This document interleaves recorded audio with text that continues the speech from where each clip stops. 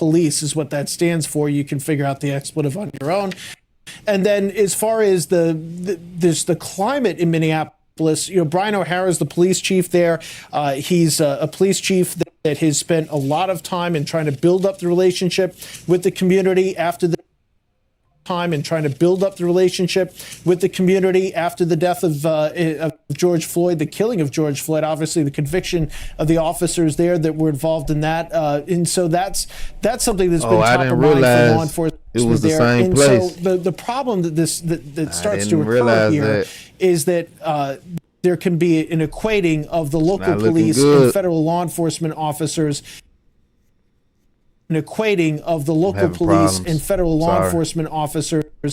that puts everybody at risk. And so the message from the governor was to use your First Amendment right, protest, do it all legally, do it all lawfully, don't create any damage, don't create a visual of a city that's burning. But obviously we all know the past in Minneapolis, and so this is definitely a concern for law enforcement. I knew this was going to happen. This video that we're just looking at of the officers there with the crime scene tape up, that's my immediate concern, because you've got to investigate what happened here today. That's going to take time. That has to occur clear out all them people on that street, and you've going to have to push people back. You're going to create a barricade. You're going to create law enforcement there. It's a potential flashpoint. So that's definitely top of mind. I'm not sharing anything that they're not thinking about. I can promise you that. Okay, Tom, Jim, Monica, Julia, all of you, please stand by. We're now going to bring in Lynette, Renee Grandel, and Venus DeMars. Lynette was a direct witness of today's shooting. Venus witnessed the aftermath. I want to thank you both for being here on what is obviously a very hectic, emotional day. So Lynette, you witnessed the shooting, correct? Explain to me what you saw and how everything came together. Right. Well, I got up this morning because I was getting messages on social media that our local elementary school over here 2 blocks away was requesting observers to be there while the children were arriving for school on buses, because there's ICE have been patrolling around there quite heavily today, and there was concern that they would abduct parents who were dropping off their children or making sure their children got safely to school.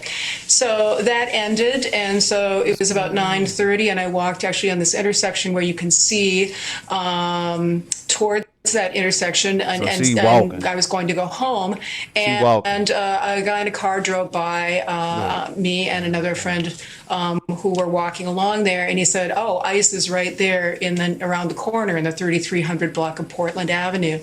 So I thought, oh, I better see what's happening there. I have my video with my phone camera. I should observe there and make sure everybody's okay. What you gonna do? I walked around the corner. What is this white lady gonna do? And there were a lot of ICE vehicles stopped in the middle of the street, not quite where you see it. Would be north to the right of what you're looking at right now. And I was also surprised there was one vehicle, and you're looking at it now, that was sort of askew in the lane. And I wasn't sure what was going on with that. I didn't see any ICE vehicles or ICE officers in front of it. It seemed that all the activity was pretty far behind it. Vehicles and ICE officers on foot on both sides of the street. And I was thinking, oh, they must be targeting a house or an apartment or something like that. So I was looking at all of that, and there were several of us, I would say, kind of scattered up and down the block on the sidewalks, yelling at the ICE officials. And then shortly after I passed this vehicle, I would say less than 60 seconds after I passed her, I heard these 3 pops, shot, shot, shot, pop, pop, pop, and I knew it was gunfire. And it was pop, pop, pop, and then almost immediately the crash of her hitting that parked car you can kind of see up there across the street.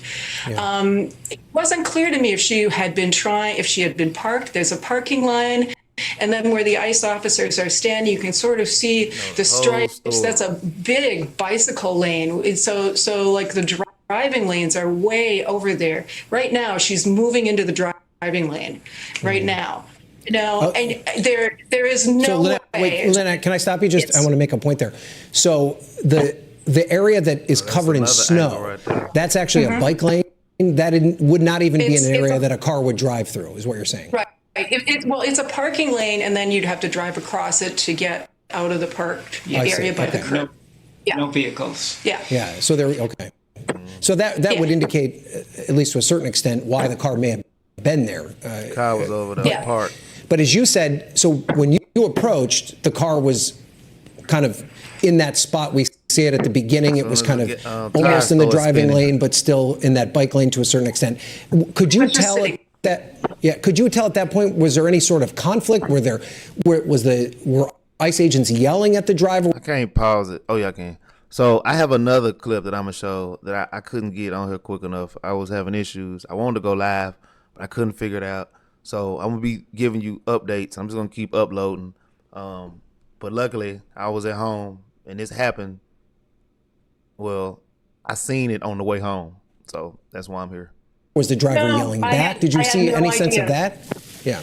People were blowing their whistles at the ICE agents. The ICE agents were getting out of vehicles possibly and walking they were walking in that direction. But I did not realize they might be walking towards that vehicle. And I guess it didn't seem like the vehicle subject to be anything, any kind of target. So you didn't have any sort of sense when you were walking up then that this vehicle was in any way threatening anyone? It didn't seem as though the person in the car was trying to agitate or make the situation more difficult for the ICE agents. No, I didn't even hear anything from the car. I said like a man. People on the sidewalks were screaming at the ICE agents, like, get out of our neighborhood, that sort of thing. At the intersection. Right. That lasted for about a minute. She was behind a snowbank, so I just saw the activity of the other thing doing the CPR. All right, this is what I seen earlier when I was heading home, and that's what let me know I'm definitely doing this video. Let's check it out. This was live. That is when the shot is fired from the officer at the top of the screen. Jim. That's exactly right, Hallie. And to put the whole situation holistically here, we also have to look at the gray SUV on the right. And this person running, looks like a female running toward the smoke there, the accident, was probably the operator of this vehicle. That's what it appears. And these two vehicles were blocking the street from this pickup truck on your left, which is clearly an ICE vehicle. It has blue and red lights flashing in the grill. So that vehicle positioned so that could have. So I'm still saying it. I've been said it to someone else. I never said it on the internet, on none of my pages. If they ever was to kill anyone, this is one step closer to martial law. Because now they all gonna feel feared for their life.